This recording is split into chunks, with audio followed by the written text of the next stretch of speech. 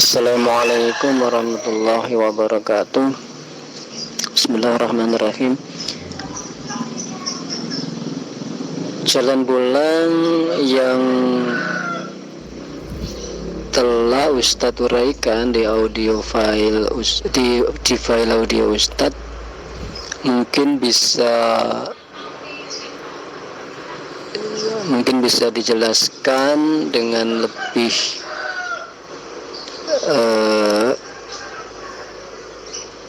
nampak ayat-ayat dari Allah. Kita coba menggunakan di ayat 24 surah Al-Anfal. Ayatnya demikian, ya ayyuhalladzina amanu stajibu lillahi walirrasuli idza da'akum lima yuhyikum wa alamu annallaha yahulu bainal mar'i wa qalbihi wa annahu ilaihi tuhsyarun. Ya ayyuhalladzina amanu, hai orang-orang yang beriman, astajibu lillah, terimalah oleh kalian Allah walirrasuli, dan terima pula rasulnya. Idza da'akum, ketika Allah dan Rasulnya memanggil kalian, lima yuhyikum, kepada perkara atau hal yang bisa menghidupkan jiwa kalian. Wa'lamu annallaha yakhulu bainal mar'i wa qalbihi, ketahuilah oleh kalian bahwa sesungguhnya Allah yakhulu, telah membatasi atau telah memisahkan bainal mar'i, antara manusia, antara jasmani, anggota tubuh manusia, wa qalbihi, dan hatinya. Wa nahu ilahi tusyarun, dan sesungguhnya kepada Allah lah,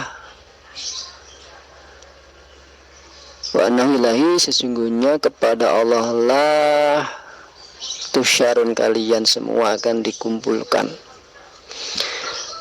Ayat ini ketika ditelusuri akan menunjukkan kepada dua hal, antara mar'i dan qalbihi, di mana mar'i ini fitrah awal dari penciptaan awal oleh Allah adalah dipisahkan. Qalbihi, kenapa Allah pisahkan? Ternyata ada beberapa ayat yang lain menjelaskan lanjut dari ayat ini.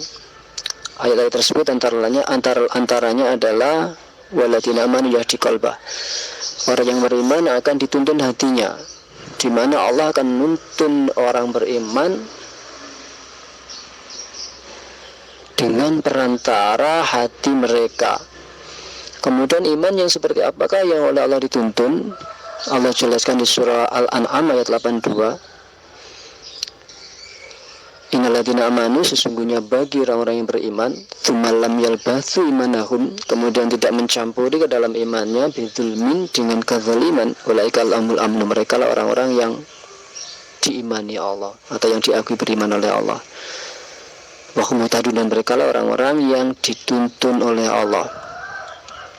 Jadi benar sekali yang dijelaskan oleh Ustadz di file-file audio sebelumnya, bahwa hati adalah tempat kehidupan Allah atau hayatullah, di mana hati adalah dikhususkan untuk wilayah Allah menuntun manusia. Jadi ketika hati dikuasai oleh nafsu atau yang lain yang terkait dengan dunia, maka hati menjadi betul-betul dunia, sehingga tubuh manusia tidak ada sisi akhiratnya.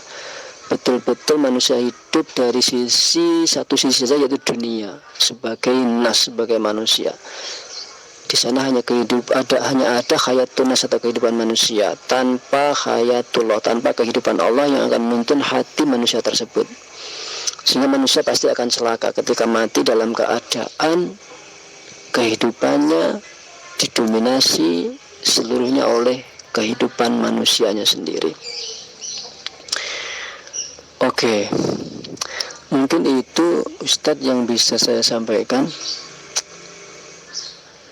Sebetulnya masih banyak ayat-ayat lain yang terkait dengan ini, untuk menunjukkan bahwa hati adalah memang wilayah Allah, hati memang haknya Allah, sesuai yang disebutkan Allah di ayat ini, Al-Anfal 24 ini.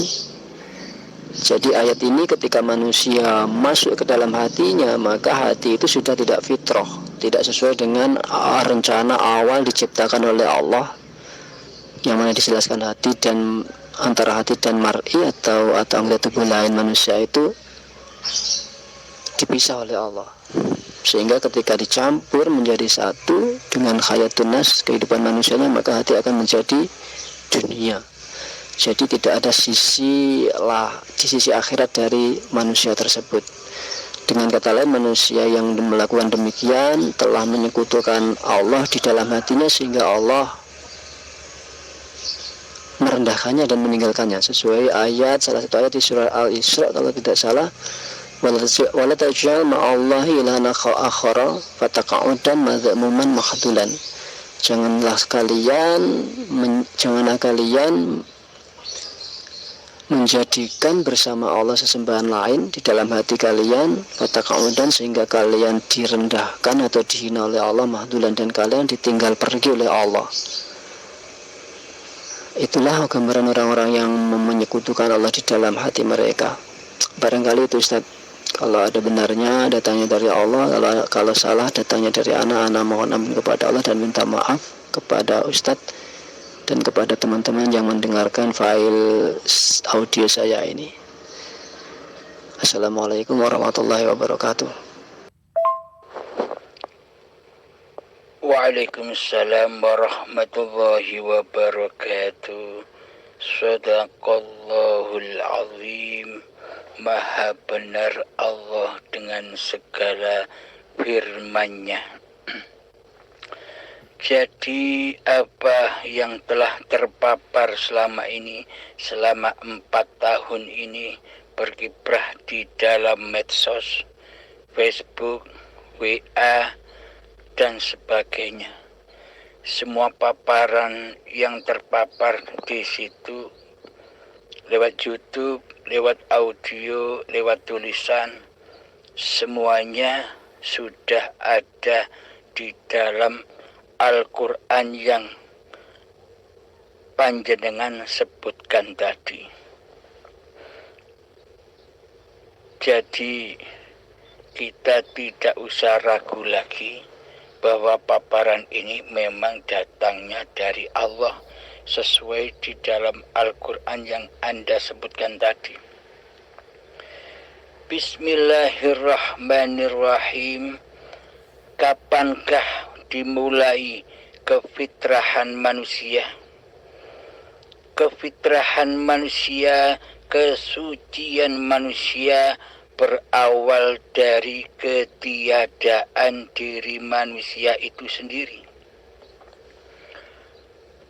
Ketika tanah yang mati dihidupi oleh Allah, hingga tanah menjadi tumbuh-tumbuhan, hingga tanah menjadi buah-buahan, sayuran dan padi, hingga tanah menjadi hayawan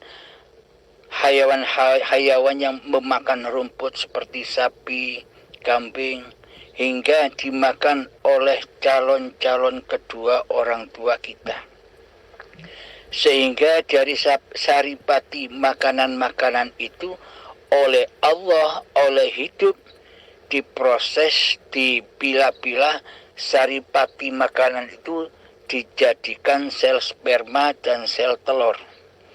Jadi hayatullah, uripe Allah itu berlangsung sebelum manusia ada. Jadi kefitrahan manusia itu adalah ketika manusianya itu kembali ke alam kegoiban, ketiadaan, kematian diri manusianya. Maka dari itu terproseslah dari tanah hingga menjadi sperma dan sel telur, seluruhnya diliputi, dijaga, dipelihara oleh zat yang mencipta, yakni uripe Allah. Kemudian dari sel sperma dan sel telur bertemulah menjadi gumpalan darah. Dari gumpalan darah diperjalankan lagi oleh hidup, oleh Allah menjadi gumpalan daging. Nah, di dalam gumpalan daging ini dinyatakan kembali oleh Allah, ditegaskan kembali oleh Allah agar manusia ingat bahwa hidup ini Allah. Jangan diakui roh atau hidup ini sebagai hidupnya manusia. Maka ditegaskan kembali ketika manusia masih berbentuk gumpalan daging, yakni kutiupkan rohku, rohnya Allah, ruhullah, uripe Allah. Jadi yang dikatakan jiwa, hati, roh, nyawa, seluruhnya bersumber kepada hidup. Tanpa adanya hidup, maka nama-nama itu tidak akan ada. Jadi sumber dari segala sumber nama-nama apa yang dibahas oleh manusia, seluruhnya bersumber kepada hayatullah, pada uripe Allah itu sendiri. Berlanjut diperjalankannya dari gumpalan daging, diukirlah oleh Allah, digambarlah oleh Allah, dibentuklah oleh Allah kepala, hidung, mata, kaki, mulut, tangan, badan, dan jeroan-jeroan kebutuhan yang ada di dalam tubuh diproses oleh Allah. Jadi badan ini badanullah, milik Allah, tanda bukti nyatanya bahwa Allah itu wujud, bahwa Allah itu nyata. Bila Allah tidak wujud, bila Allah tidak nyata, bila Allah tidak hidup, apakah badan-badan ini bisa tercipta? Adanya semua alam semesta beserta badan-badan kita ini karena ada wujud zatnya hidup itu sendiri. Jadi zat, sifat, asma, dan af'al itu ahad, jadi satu, tidak terpisah. Kemudian telah sempurna menjadi janin, maka dilahirkanlah manusia oleh hidup ke dunia ini. Jadi pada intinya yang melahirkan, yang menciptakan bayi-bayi yang suci itu bukan orang tua kita, bukan ibu kita. Yang melahirkan, yang menciptakan, yang memperjalankan janin bayi-bayi yang suci sejak dari tanah sampai menjadi bayi, ya Allah sendiri. Uripe Allah sendiri yang melahirkan, yang menciptakan, yang memperjalankan. Jadi yang dimaksud melahirkan di sini penciptanya, yang membuat. Selama ini kita berpikir bahwa diri manusia ini tercipta, dibuat oleh orang tuanya. Karena kelihatan dohirianya manusia terlahir dari ibu kita. Seolah-olah ibulah yang mencipta bayi-bayi yang terlahir ke dunia ini. Padahal di sisi ibunya sendiri, ibunya tak merasa mencipta. Ibunya njegideg wae, moro-moro melembung lahir. Tidak ada apapun sedikit pun ibu ini membantu pemprosesan itu. Tak sedikit pun ada bantuan dari makhluk. Jika ibu tidak ada hidupnya Allah, apakah bisa berproses? Jadi semuanya adalah uripe Allah. Nah, ketika bayi yang suci sudah terlahir ke dunia, kenapa bayi ini dikatakan fitrah suci? Karena diri manusia sebagai pengaku-ngaku diri manusia dan hidup manusianya belum ada, belum wujud, masih gaib. Maka dari itu bayi disebut suci, bersih dari kemanusiaannya. Jadi yang ada di dalam bayi baik yang disebut nyawa, jiwa, hati, roh yang terjadi saat itu ya uripe Allah sendiri dan badanullah, zahir batinnya Allah, badan ciptaan Allah.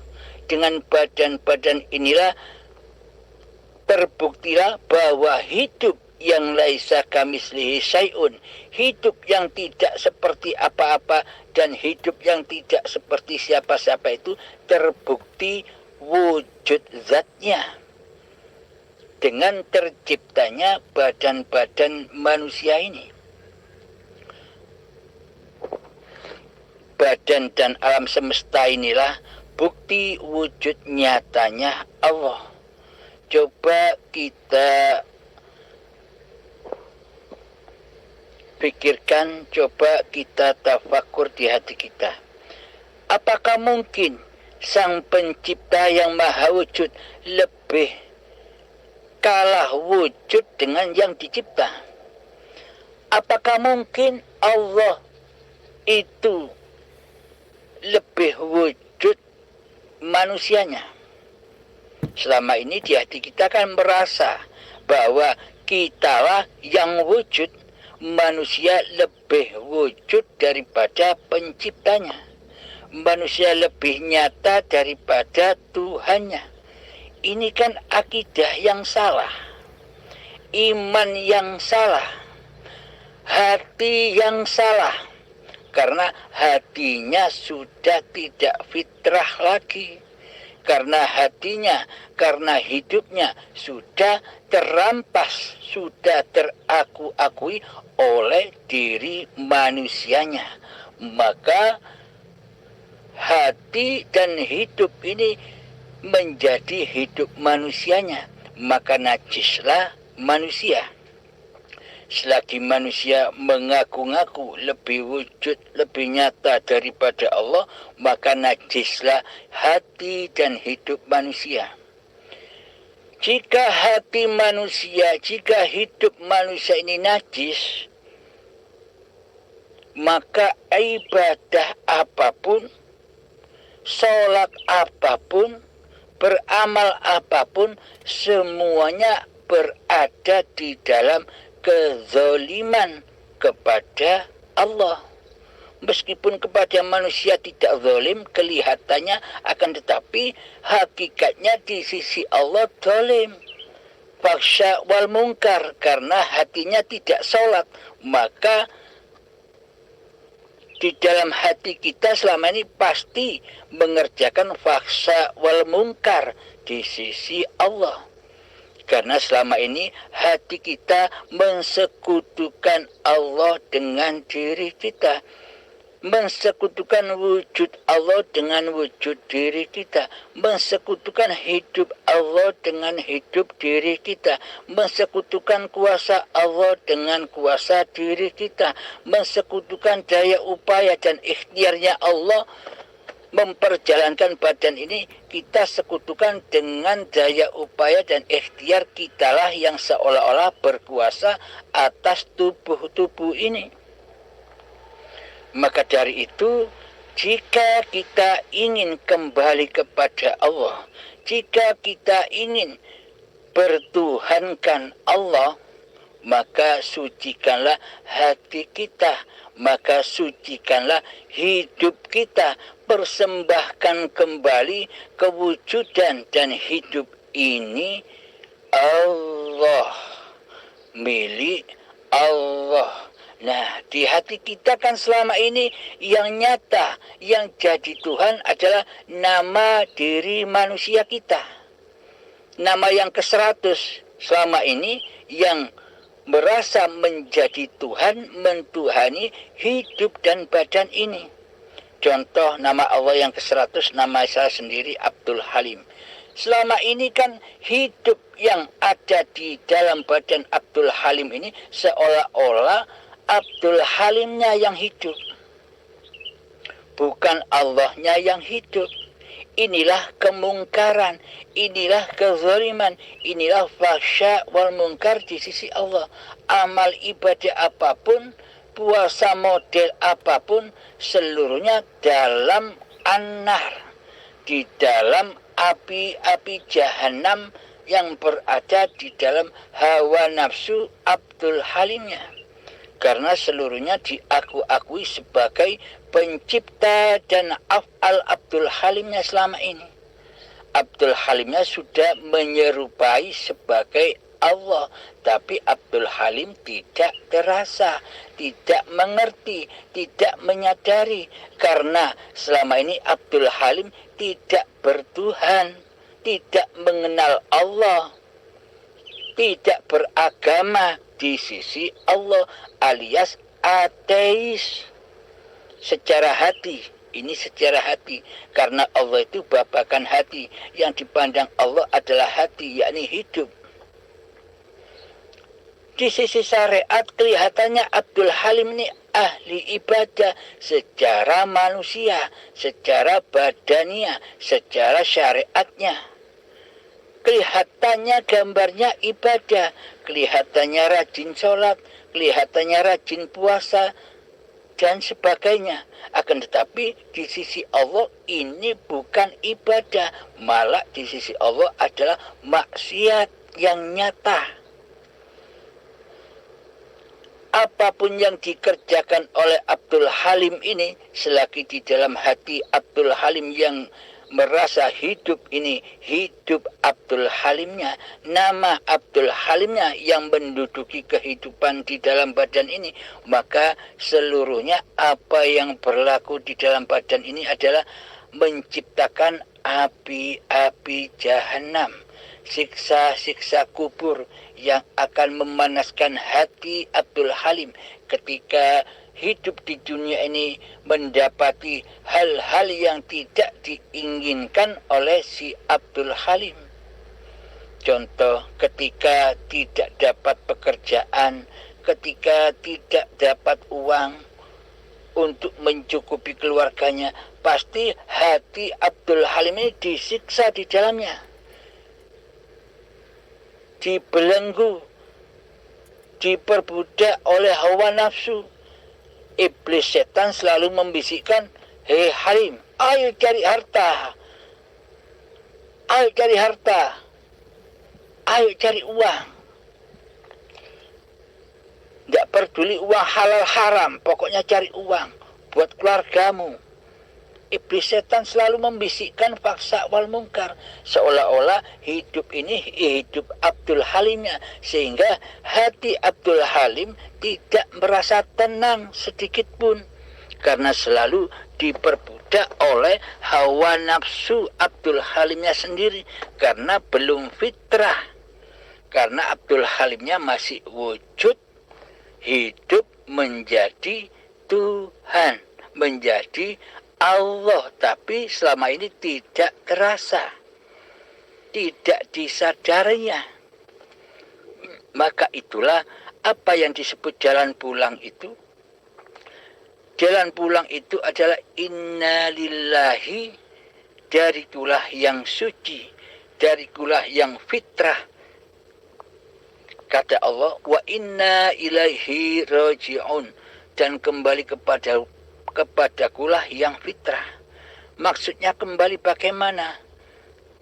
Jika kita mengaku sebagai umat muslimin, umat mukminin, tentunya kita wajib tahu, wajib kenal kepada Allah dan sifat-sifatnya. Bila kita tidak mengenali sifat-sifatnya Allah, apakah mungkin kita dikatakan muslim, mukmin? Muhal. Itu hanya dusta. Islamnya Islam yang dusta.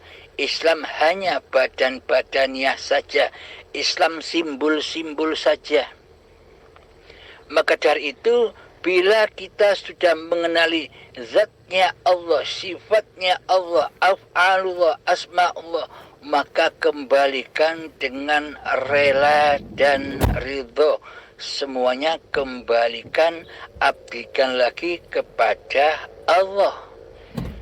Bila hidup ini bukan hidup manusianya, maka gantilah nama lagi seperti nama yang semula. bahwa hidup ini bukan bernama Abdul Halim lagi, bahwa hidup ini berganti nama, kembali ke fitrahnya, ke asalnya, yaitu hidup ini Allah. Simpanlah di hati kalian masing-masing. Jangan sampai Anda keluarkan permata-permata yang selama ini hilang. Simpan erat, pendam erat di dalam hati masing-masing. Lestarikan, aplikasikan di dalam kehidupan ini.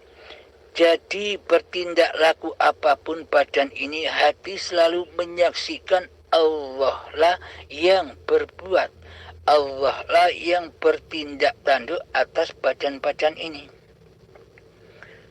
Terus lantas tadi pagi ada pertanyaan lagi dari sahabat-sahabat kita.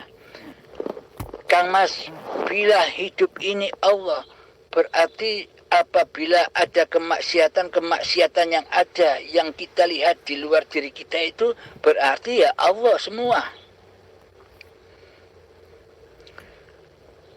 Apakah mungkin Allah memberlakukan hamba-hambanya bermaksiat kepada Allah? Menurut di sisi manusianya, seolah-olah manusianya lah yang bisa bermaksiat. Seolah-olah manusianya lah yang bisa melanggar aturan-aturan kemanusiaannya menurut manusianya yang memandang. Karena selama ini manusia-manusia yang memandang manusia kan masih nyembah manusianya, masih nyembah kehidupan manusianya, masih sama-sama mentuhankan diri manusianya sendiri-sendiri. Maka dari itu, ketaatan dan kemaksiatan di sisi Allah itu beda dengan ketaatan dan kemaksiatan di sisi manusia. Ketaatan di sisi manusia adalah terlaksananya perintah-perintah agama, perintah-perintah syariat. Kemaksiatan di sisi manusia adalah terlaksananya meninggalkan apa-apa yang dilarang Allah, yang dilarang agama secara fisik, secara badaniah.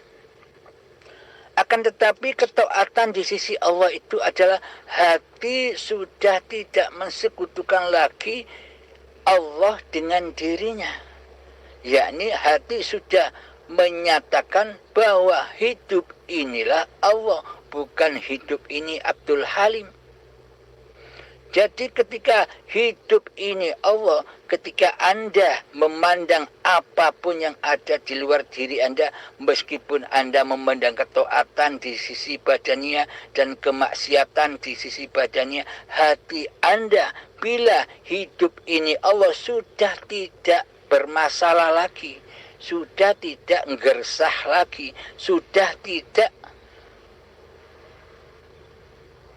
tergores lagi oleh penampilan-penampilan yang di luar diri kita. Karena Anda sudah menyadari bahwa hidup ini Allah, berarti yang memandang lewat pandangan mata, memandang makhluk yang lain adalah juga pandangan Allah. Begitupun pendengaran ini, mendengar apapun, karena tanpa adanya Allah, tanpa adanya hidup, maka pendengaran telinga takkan ada meskipun telinganya ada. Jadi pendengaran itu bukan sifatnya telinga. Pendengaran dan penglihatan itu sifatnya hidup. Jadi hiduplah yang mendengar dan yang melihat. Dan ketika terjadi keadaan hati apapun yang ada di dalam hati kita, maka semuanya sudah berpulang kepada Allah lah yang maha menguasai segala alam semesta ini.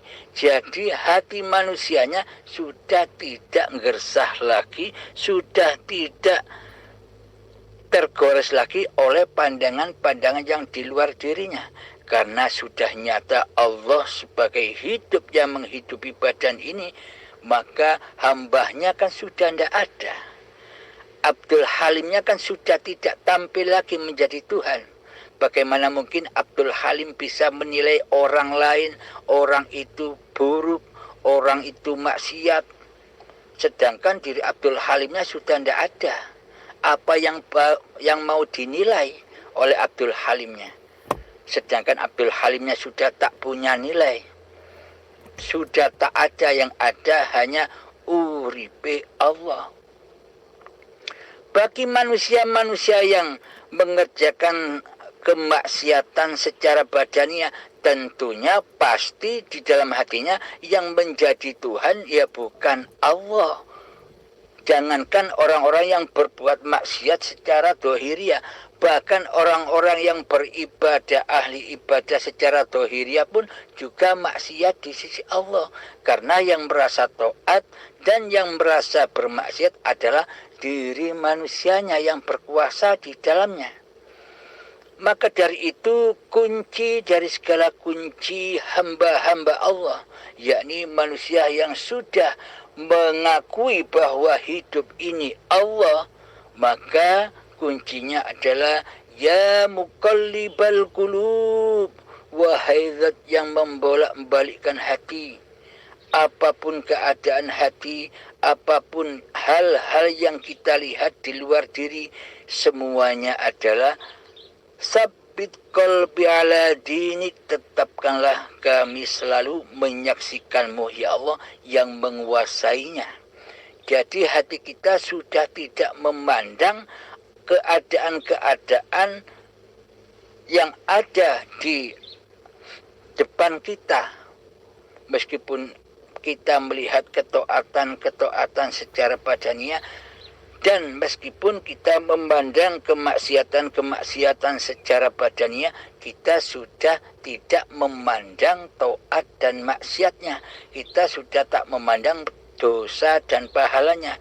Kita sudah tidak memandang surga dan nerakanya. Akan tetapi kita sudah bisa menerobos alam ilahiyah, yakni alam pencipta alam-alam itu. Zat yang mencipta keadaan-keadaan itu.